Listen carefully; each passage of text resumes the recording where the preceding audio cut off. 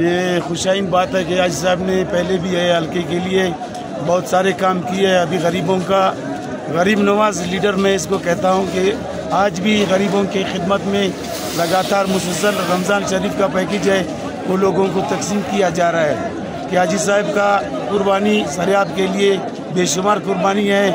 اللہ تعالیٰ اس کے عمر میں برکت دے اور اللہ تعالیٰ اس کو ہمیشہ کامیاب اور قائم رکھے. اب دیکھ رہے ہیں کہ یہ صرف سریاب کا عوام نہیں، مکمل میرے خیال میں کوئٹہ کے علاوہ پورے بلوچستان کے لوگ آ چکے ہیں. جب سے یہ سلسلہ شروع ہوا ہے راشن کا تو اس میں میرے خیال میں ایک ہفتے سے یہ لوگ اتنی رش آپ دیکھ رہے ہیں، آج یہی رش ہے، لوگ آ رہے ہیں.